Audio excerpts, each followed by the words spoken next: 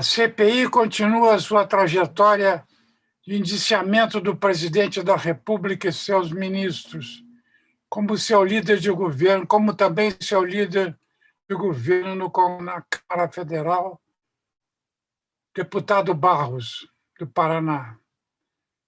A notícia crime enviada pelo STF por vários parlamentares, inclusive por Randolfo Rodrigues, ajuda a esquentar o clima contra a continuidade do governo. A grande surpresa é que, mais uma vez na história brasileira, o fogo amigo vem a trazer complicações para o regente. Assim como Pedro Collor denunciou Fernando Collor, seu irmão, antes da deposição do presidente da República, agora um deputado e seu irmão, o deputado da base do governo no Congresso Nacional, é o responsável pela criação dessa crise que, pela primeira vez, vislumbra efetivamente a possibilidade de impeachment do presidente da República.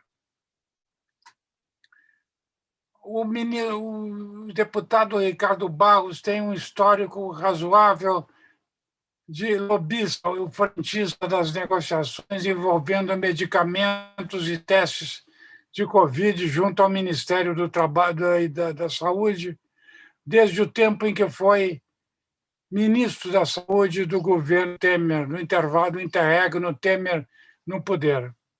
A situação é bastante complicada e o seu desenrolar promete desfechos bastante graves pela primeira vez na história deste atual governo.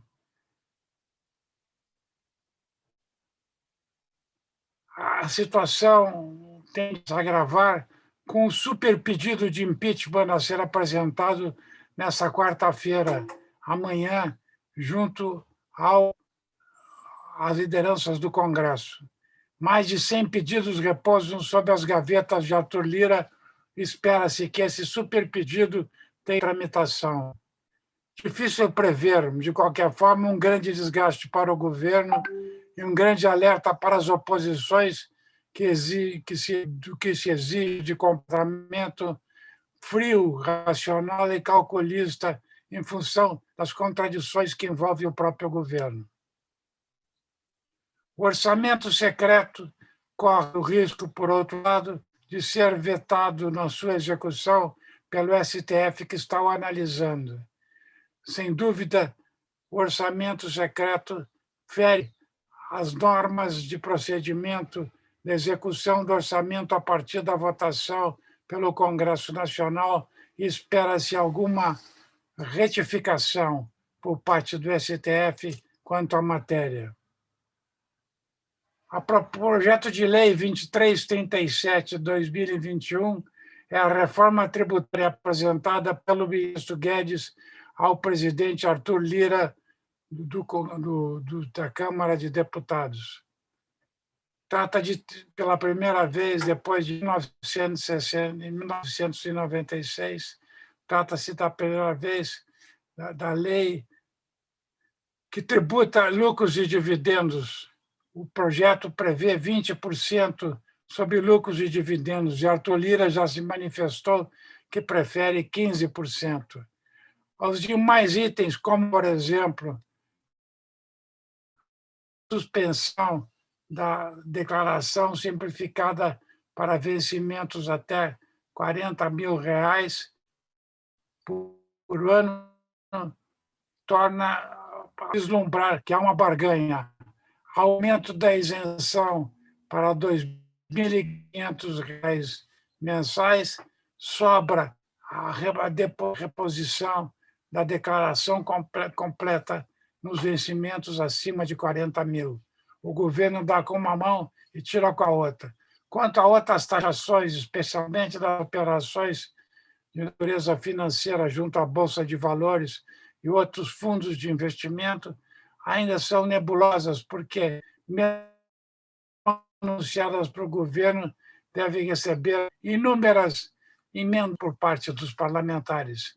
De qualquer forma, foi deflagrado o processo da reforma tributária depois de muitas delongas. Chama a atenção, de outro lado, na parte da conjuntura política, a politização das polícias militares.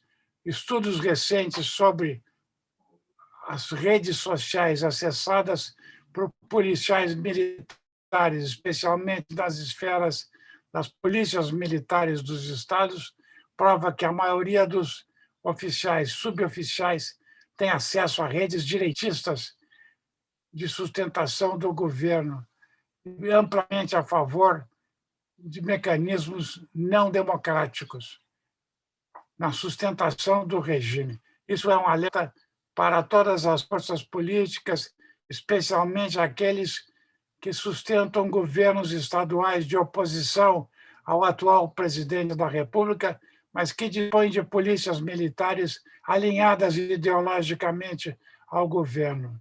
Essa contradição tende a se exacerbar em momentos dramáticos que estão por vir, como, por exemplo, as eleições presidenciais e regionais estaduais de 2022. Um alerta para os estudiosos, um alerta para os políticos, um alerta para os militares. A politização das polícias militares não é uma garantia e não é um incentivo ao fortalecimento da democracia incipiente brasileira. A crise hídrica. O ministro de Minas e Energia veio a público ontem à noite manifestar a preocupação do governo com os baixos estoques hidrológicos existentes do país e que anunciam uma crise hídrica bastante grave para o país nos próximos meses. O interessante é que na recriação de forças-tarefas para tratar do assunto, sejam excluídos o IBAMA, a ANEEL, a ANDA e assim por diante. O ministro Albuquerque mantém, portanto, o pulso firme como comandante da estratégia de contenção e de racionamento que ele diz não ser necessária para, com cautela, enfrentar-se à crise hídrica nos próximos meses. Por último, é importante destacar que o voto impresso que passou pela comissão, relato da comissão, leitura e relato da comissão ontem no Congresso Nacional,